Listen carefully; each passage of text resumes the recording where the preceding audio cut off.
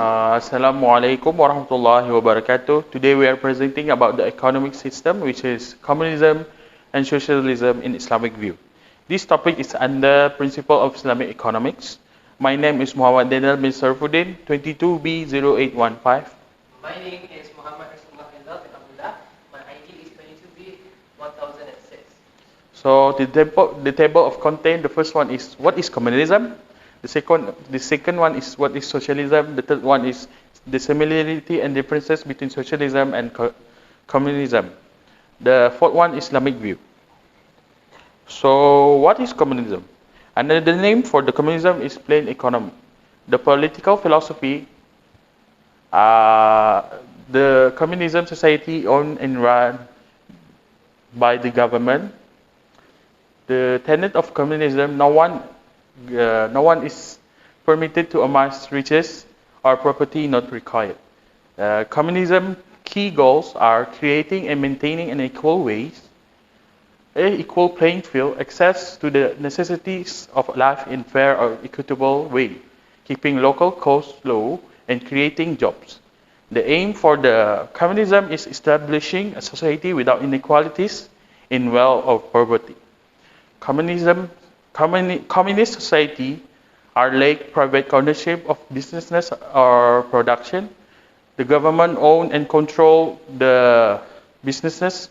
This indicate all decision on the product, pricing, and organization labor force are made by the government.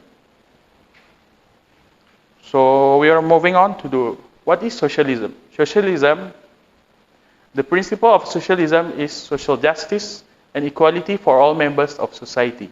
The aim is create society with an equal opportunity to access and make use of natural resources and other means of production. The government in socialism control all businesses and industries, which is mining and agriculture or livestock.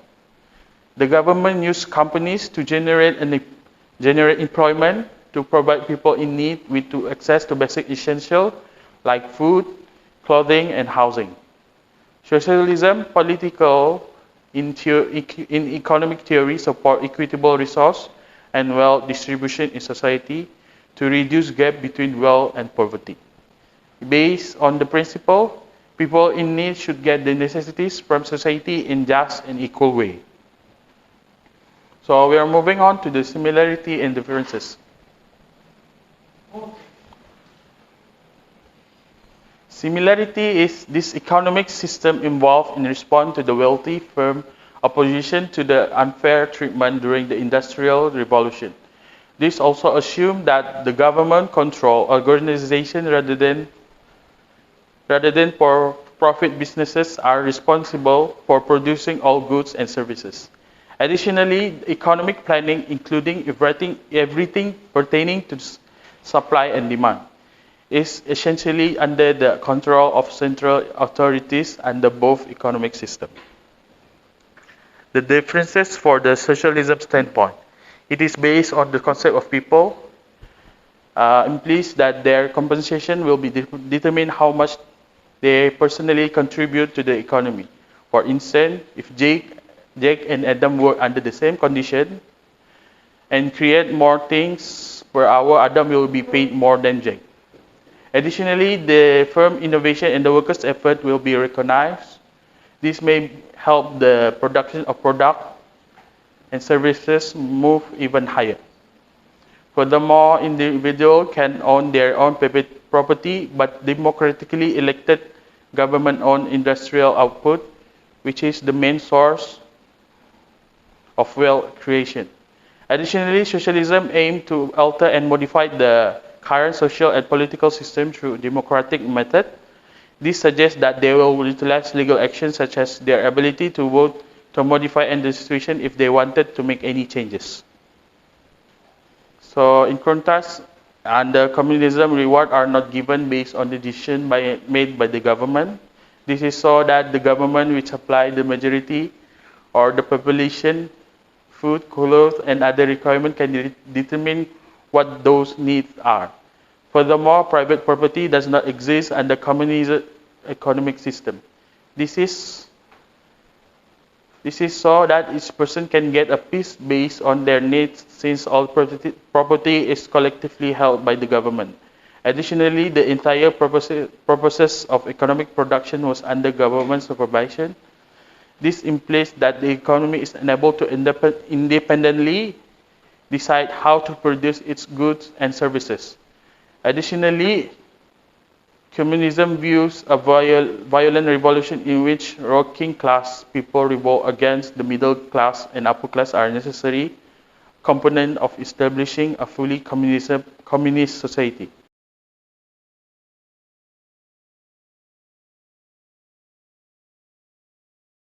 Okay, moving on, we're going to continue with the Islamic view for socialism and communism.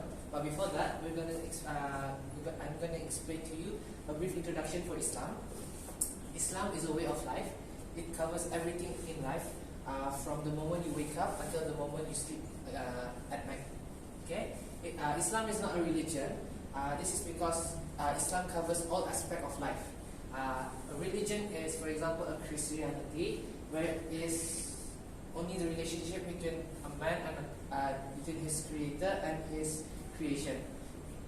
Basically, between God and man. The sources of Islam is from Quran, Hadith, Qiyas, and Ijma. Islamic economics is divine. This is because it is revealed in the Quran through the Prophet ﷺ from Allah. Whereas for conventional economics, they are man-made. What I mean by man-made is that we can just add or remove rules and regulation. For example, in the past, Singapore forbid LGBT community. However, recently, if I'm not mistaken, they changed their rules to allow LGBT in the country. Whereas for Islamic economics complies with standards, it seeks to alter the current state of the economy and forecast about a future world. The true testing of Islamic economic theory would thus have to wait until there is an Islamic economy even to exist. Islamic economy poses distinct question for conventional economics. It is concerned with maximizing falah in a society by fostering social and institutional environment that are favorable to it. Envision pursuing those scientific projects that aid in maximizing falah implicitly. What I mean falah is came from the Arabic word. It means success, or especially from self-improvement. Self-improvement, happiness, and well-being. In Islamic context, according to the Quran, action such as confronting to Allah commands, establishing the zakat, not taking intoxicants, and not gambling with all lead to falah. What I mean by intoxicants is something that you consume that is harmful for your body. Okay, we're going to move on to the Islamic view on communism and socialism. The rights to make living. Every member of the society must have the opportunity to seek his livelihood in a lawful manner and unrestricted by any restriction or obstruction. For example, free to work, choose, any places. This is from an Islamic view. However, for socialism and communism, it is the opposite. This is because in socialism and communism economic system, the government control everything, and everything is being decided by the government. How you work, where you work, at what which rate are you being paid off, and you're not free to choose any workplace. For example, you cannot choose to work in a private sector if the government decided to put you working on a secondary sector, for example, industry. Whereas the second one, a right to ownership. A person spending his labor to acquire a gift of nature and putting it into a suitable use must be entitled to his proprietary rights. For example, land, house, wealth, transport, food. This means that in Islamic view,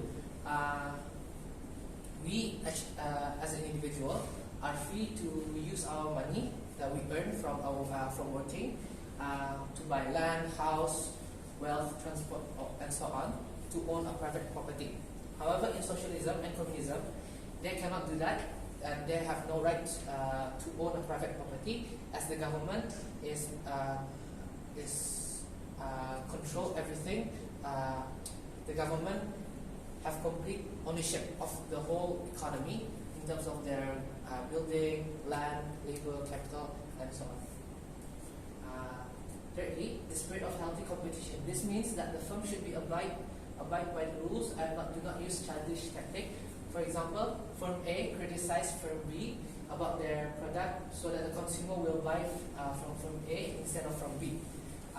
This can also called as najash, where firm A use a tactic to influence the customer to change their preference to buy from their own from their shop.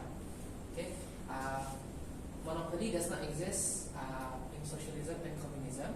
What I mean by monopoly it means that the firm is the only seller for that product. For example, in the past, telecom communication company in Brunei, there is only one telecommunication, which is DST.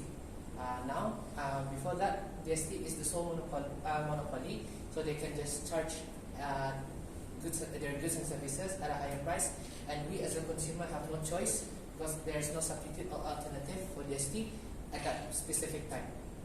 At this point, socialism and communism with Islamic view are compiled with each other, so that they're compiled with each other. There's no against each other. Provision for human needs. In Islamic, there are three daruriyat.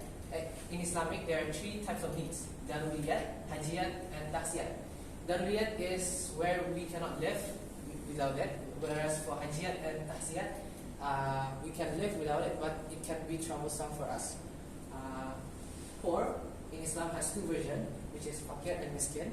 For example, fakir, if that individual requires $10 for that specific day, for fakir, they only have like $3 to $4, less than half what they need. However, for miskin, they have more than half what they need, but it is still not enough. For example, they have $6, $7, $9, but not $10. Okay, in Islam, they will only provide goods and services for daruriyat and not the rest.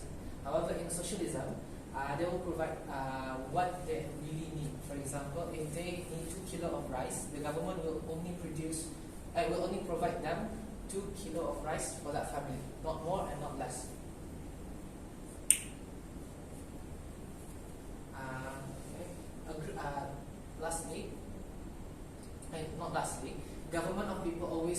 A group of people always control the state and wealth of the country. Islam does not control the people. It gives guidance to the people and avoid doing bad deeds. Whereas for socialism and communism, all decisions are made by the government in terms of wealth. The worker will earn according to what the government determines. Whereas the state of the country, the government will decide what to produce, whom to produce, and how to produce. Next, state fix the price. In Islam, daruriyat prices are fixed, while hajiyat. In Islam, daruriyat prices are fixed, while for hajiyat and taksiyat are not. For example, rice, petrol, water. Daruriyat is basically our necessities, whereas in communism and socialism, all price of goods and services are set at a lower price. This is because their aim is to make the goods and services affordable to the public. This has a similar aim to Islam. In conclusion, political economic theories known as socialism and communism advocate a world without wealth imbalance. Those two concepts has been long at the forefront of several social movements. In recent years, religious committees have harshly criticized this view. Not all communism and socialism are permissible in Islam, as explained in the previous slide. Thus, while communism and socialism are adhere to some Islamic principles, some of their economic activities are prohibited in Islam.